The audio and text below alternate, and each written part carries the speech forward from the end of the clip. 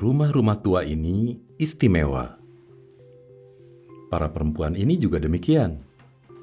Di rumah-rumah ini, tangan-tangan mereka batik manah, menggambar dengan hati. Sebuah ikon budaya lalu lahir. Anak juga udah. Iya, anak yang masuk sini.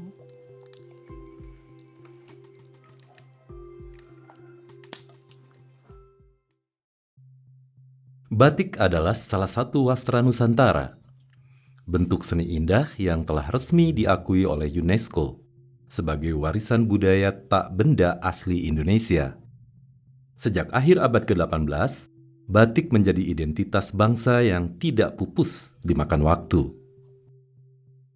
Dari sehelai kain batik, dari motif-motif beragam, tulis ataupun cap, kita bisa belajar bahwa akulturasi dari budaya luar tidak mungkin dihindari. Baik itu pada batik pesisiran yang tumbuh di Pekalongan, Cirebon, hingga Lasem, atau batik pedalaman yang berkembang di sekitar keraton, di Surakarta, dan Yogyakarta.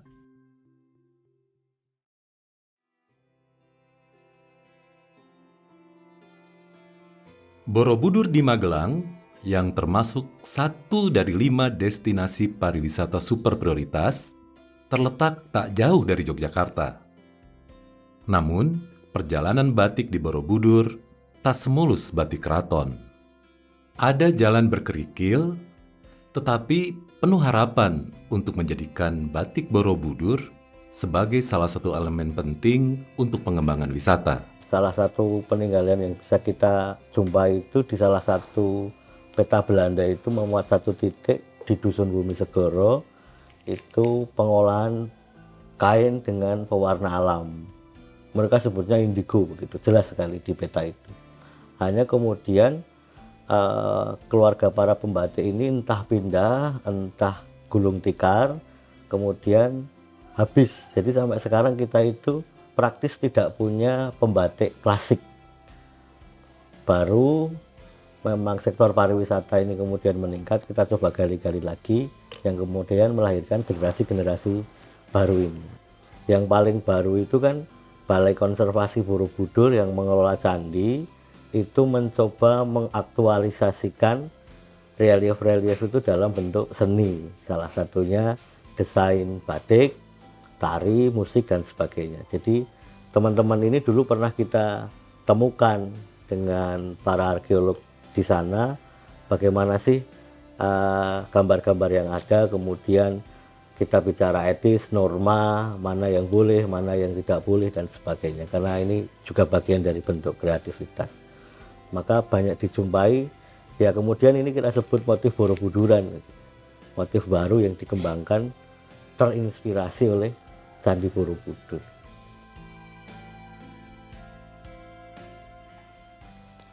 Ini motifnya mandala catur polong. Mandala itu ornamen Candi Borobudur yang dilihat dari atas. Mandala catur polong itu empat buah polong. Polong itu bunga dari cengkeh yang udah tua itu. Nah, 4 itu artinya 4 sudut. Jadi kita di sini bahwa sumber kehidupan rata-rata dari Borobudur itu kita bersumber ekonomi itu dari Borobudur. Dengan adanya Borobudur, kita bisa ekonomi kita meningkat. Itu maksudnya seperti itu. Nah, dengan harapan Borobudur semakin ramai, itu jadi menambah sumber ekonomi kehidupan jadi terangkat lebih baik.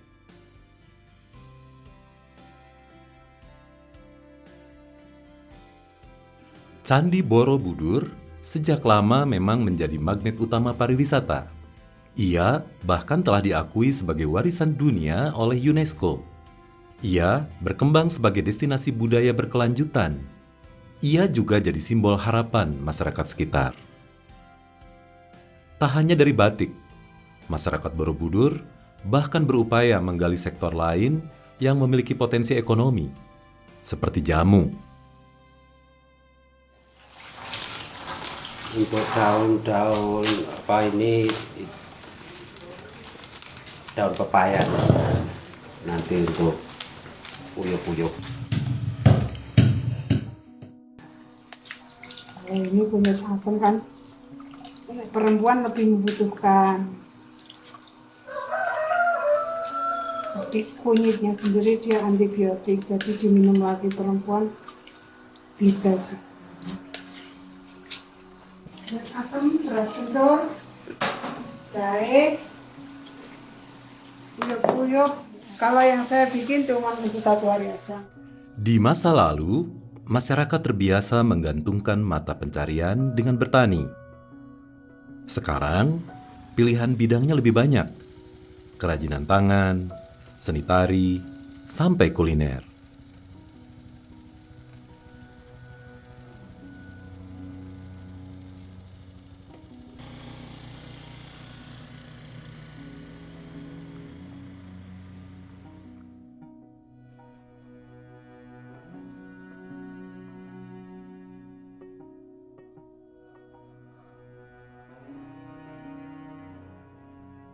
Meski jalan untuk menggali kreasi masih panjang, potensi Borobudur dan batiknya yang berteknik tulis akan bisa bangkit jika diupayakan bersama-sama.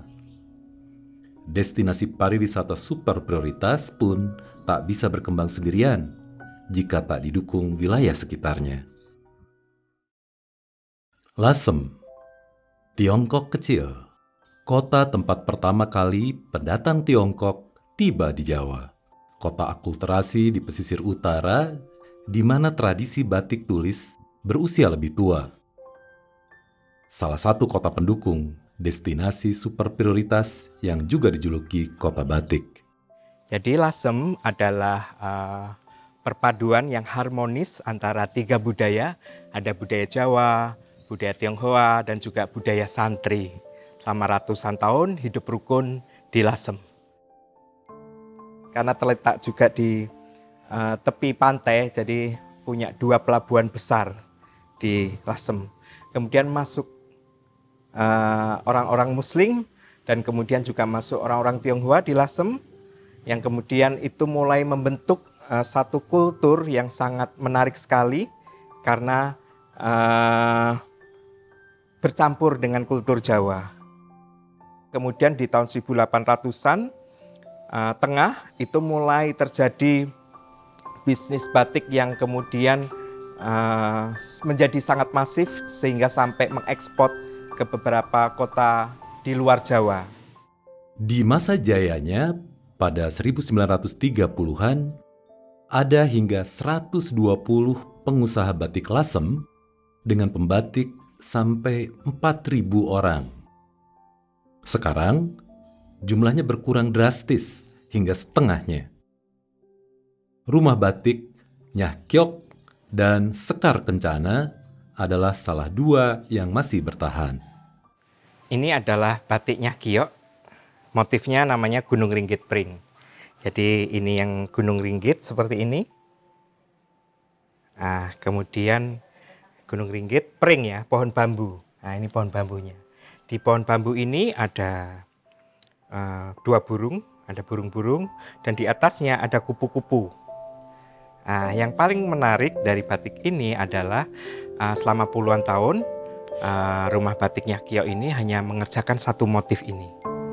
Ada 7 ibu-ibu sebagai pelestari, dan yang paling sepuh ada Ibu Suti dan Ibu Las, 50 tahun lebih bekerja di rumah ini hanya mengerjakan 1 motif Gunung Ringgit. Kekhasan batik Lasem terletak pada warnanya yang biasanya memiliki warna solid, seperti abang getih pite atau merah darah ayam.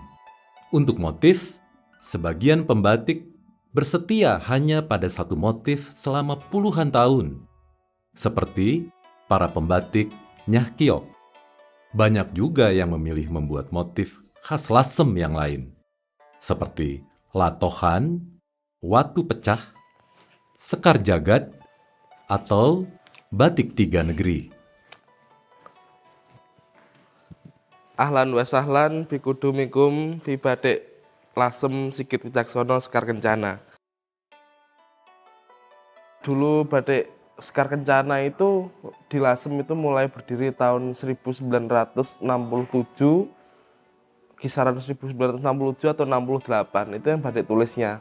Itu batik tulis. Itu yang memulai itu kakek saya, kakek Kong Sigit itu.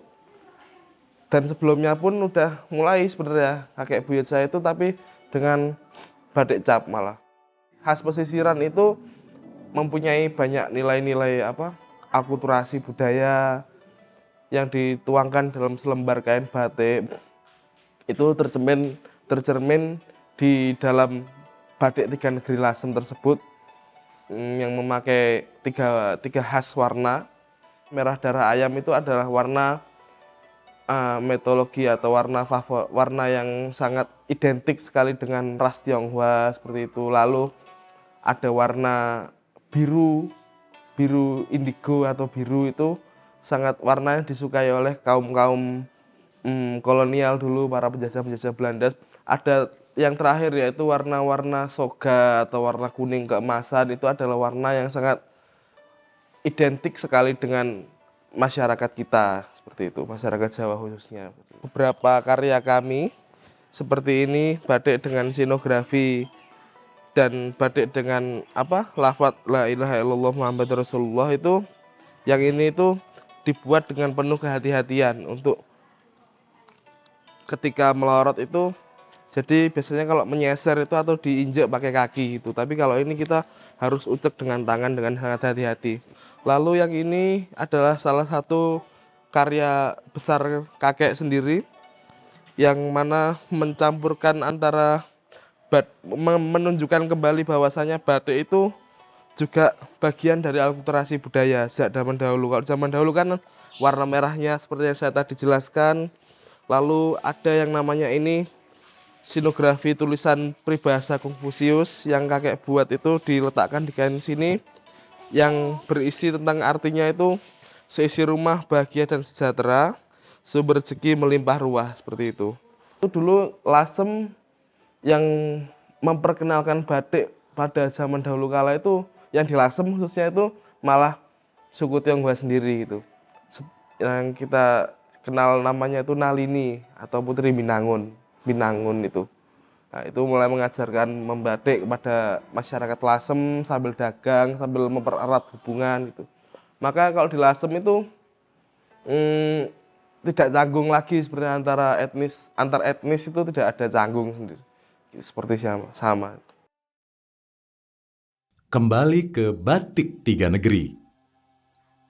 Batik ini terdiri dari 3 warna.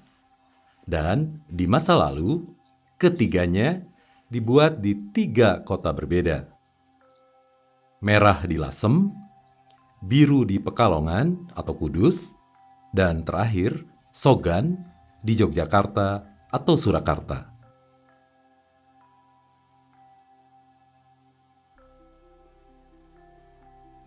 Surakarta adalah daerah dengan tradisi batik pedalaman yang disebut batik keraton.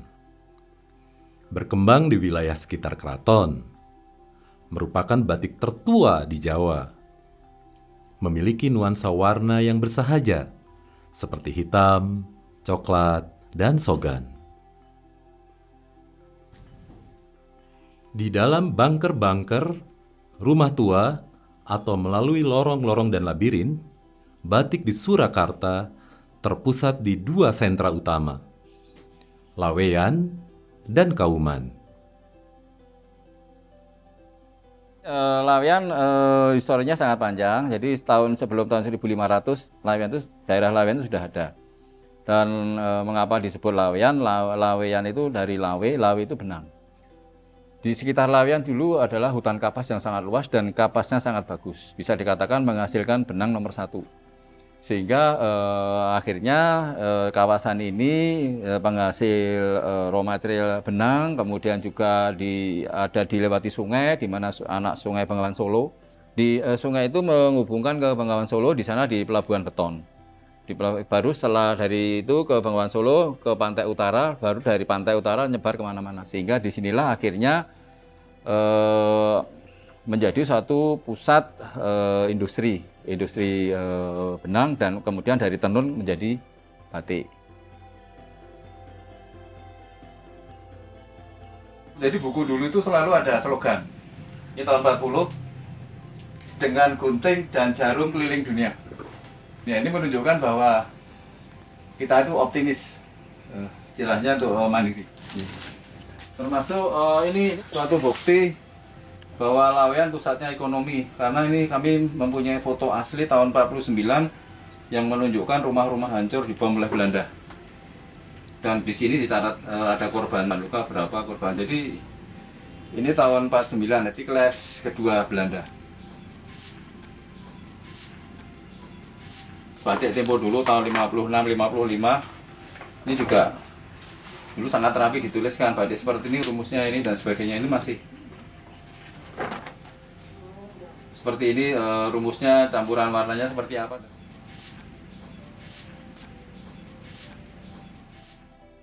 Kisah-kisah yang lebih lengkap tentang batik-batik Nusantara ada di Museum Batik Danar Hadi di Surakarta. Koleksi batik-batik kuno yang mencapai hingga 10.000 helai kain tersimpan di sini. Mulai dari batik Belanda yang pertama kali dicetuskan oleh Carolina Josephina Francomong berkebangsaan Indo-Belanda, hingga batik Jawa Hokokai dan batik Saudagaran. Mulai dari motif dongeng-dongeng Eropa sampai tokoh cerita rakyat Belanda. Maksud saya untuk membuat ini supaya generasi muda itu bisa juga menikmati hasil karya dari pendahulunya. Nah, untuk itu, kalau kita tidak membuat museum, mereka tidak akan bisa melihat. Karena di sini kan melihat barang seutuhnya. Jadi memang barang-barang itu barang yang sudah tua dan bikinan dari sebelum orang-orang tua sebelum kita. Sebagian besar batik Belanda yang ada di museum ini dibuat oleh para noni Belanda. Mereka menggunakan teknik pewarnaan indigo yang khas Eropa. Sebelumnya, batik-batik Belanda ini tercecer, hingga keluarga Danar Hadi membeli untuk kemudian melestarikannya di museum. Dari Laweyan dan Museum Batik Danar Hadi, kita ke Kauman, Kampung Wisata Batik. Kampung Kauman ini keberadaannya seiring dengan keberadaan keraton di Surakarta beserta para abdi dalam ulama yang lainnya bertempat tinggal di daerah sekitar Masjid Agung itu yang kemudian disebut Kampung Kauman. Kauman itu kata dasarnya adalah kaum. Kaum itu seorang yang mengerti agama Islam, lah itulah kaum. Itu biasanya seperti itu. Dari banyaknya kaum itu sebutlah kauman. Dulu keraton itu sering menggunakan tanda kutip jasa dari atau karya dari warga Kauman. Salah satunya juga batik. Batik yang ada di Kauman ini dulunya memang sangat digemari atau banyak sering dipesan oleh pihak kerajaan.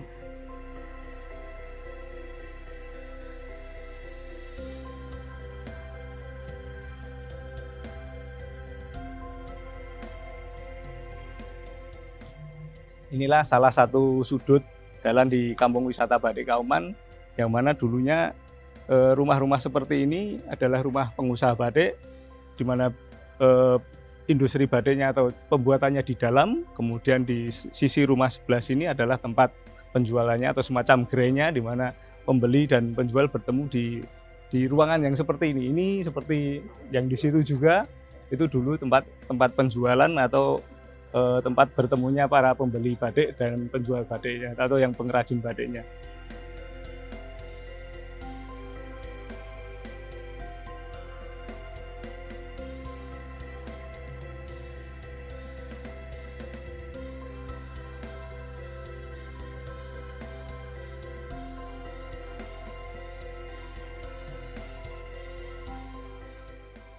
Di Kauman ini pada tahun 2006, pengusaha batik itu tinggal sekitar kurang dari 10. Kalau kita hitung hanya sekitar 8 pengusaha batik yang tersisa. Padahal sebelumnya kalau kita lihat di beberapa peninggalan baik rumah, baik karya itu hampir lebih dari 80%, 90% warga Kauman itu punya usaha batik meskipun tidak lengkap dari A sampai Z karena batik ini kan prosesnya banyak. Nah, kemudian teman-teman yang masih tersisa ini khususnya generasi kami ketika itu ya masih muda lah, kita masih belum berumur 40-an itu, kita coba menggali dan membangkitkan lagi untuk usaha batik yang ada di Kauman ini. Ketika itu kita alhamdulillah juga punya wali kota yang baru, Pak Jokowi. Kemudian Pak Wali Kota mencanangkan Kauman sebagai kampung batik seperti itu. Secara forum rembuknya kita punya namanya organisasi Paguyuban Kampung Wisata Batik Kauman. Kita mengacu ke wisata karena memang kita realitas bahwa di Kauman potensinya bukan hanya batik. Ada potensi yang lain, ada kuliner, macam-macam. Artinya pada sekitar 2-3 tahun berikutnya anggota kami sudah mencapai 50-an dan usaha batiknya pun bertambah. Kalau dulu hanya 8 itu langsung mungkin keluarganya, satu keluarga itu ada yang 2 orang ikut belajar batik, kemudian langsung membuat usaha sendiri-sendiri seperti itu. Akhirnya ya sekarang kita lihat ada lebih dari 50 usaha batik yang ada di Kauman.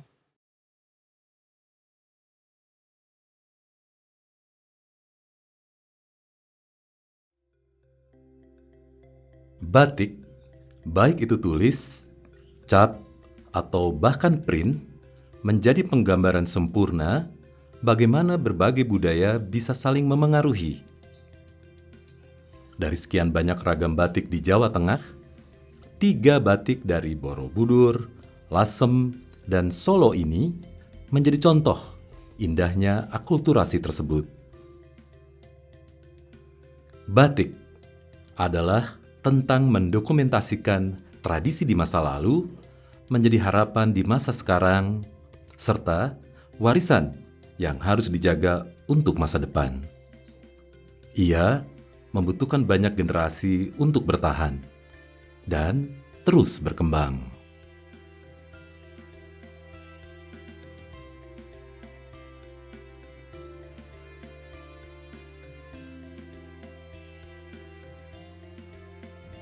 Pertanyaannya, sekarang sebesar apa cinta kita pada batik?